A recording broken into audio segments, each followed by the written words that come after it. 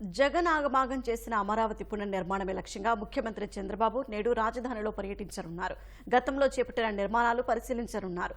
చంద్రబాబు క్షేత్రస్థాయి పర్యటన తర్వాత ఉన్నత స్థాయి సమీక్షలో అమరావతి అభివృద్ధిపై కీలక నిర్ణయాలు తీసుకోనున్నారు.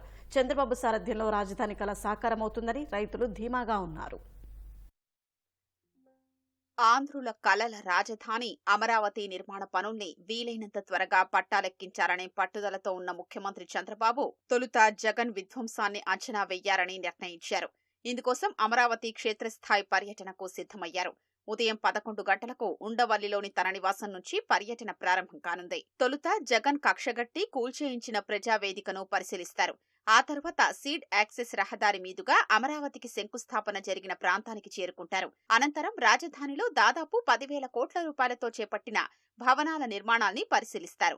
గతంలో 70 నుంచి 80% నిర్మాణాలు పూర్తయిన భవనాల్ని సైతం వైకాపా ప్రభుత్వం పాడుపెట్టింది. వాటితో పాటు అసంపూర్ణంగా వదిలేసిన ఐకానిక్ నిర్మాణ పనుల్ని చంద్రబాబు స్వయంగా చూడనున్నారు. అనంతరం సిఆర్టీఏ కార్యాలయం వద్ద మీడియాతో మాట్లాడతారని పురపాలక శాఖ మంత్రి నారాయణ చెప్పారు. సిఆర్టీఏ కార్యాలయాన్ని 8 అంతస్తుల్లో నిర్మించనున్నామని ఆయన తెలిపారు.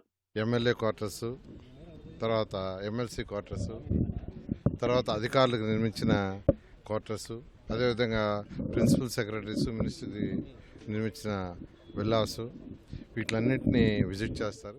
ఇప్పటికే అమరావతి నిర్మాణ సంబంధిత దస్త్రాల బూజు దులిపిన సిఆర్డీఏ అధికారుల గుండెల్లో చంద్రబాబు పర్యటన రైళ్లు పరిగెత్తిస్తోంది. పోలవరం ప్రాజెక్టు విషయంలో అధికారుల నిర్లిప్తతపై చంద్రబాబు అధికారుల్ని గట్టిగా నిలదీశారు. ఇప్పుడు అమరావతిని నాశనం చేయడంపై చంద్రబాబు ఏమంటారోనని సిఆర్డీఏ అధికారులు గుబులు చెందుతున్నారు. యుద్ధ ప్రాతిపదికన జంగిల్ క్లియరెన్స్ చేసి సీడ్ యాక్సిస్ రోడ్డుపై విద్యుత్ దీపాలు పునరుద్ధరించిన అధికారులు తదుపరి చేపట్టాల్సిన పనుల్ని చంద్రబాబుకు వివరించే అవకాశం ఉంది. మరోవైపు చంద్రబాబుకు ఘనస్వాగతం పలకనున్న రాజధాని రైతులు కౌలు బకాయిలు సహా వివిధ సమస్యల పరిష్కారాన్ని ఆశిస్తున్నారు.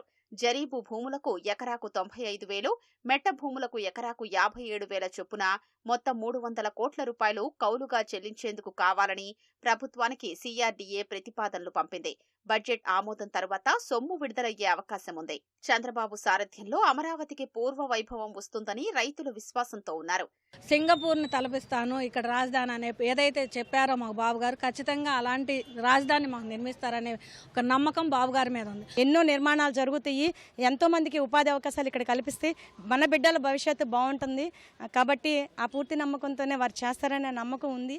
ఇంకొక 2 నెలల్లోనే అమరావతిలో మీరు ఏ విధంగా అయితే ఆపేసారో ఆ పనులన్నీ కూడా కాంట్రాక్టర్లను పిలిచి కంప చెట్లు మొత్తం పీకేసి అమరావతికి పూర్వ వైభవం తీసుకురాబోతున్నారు.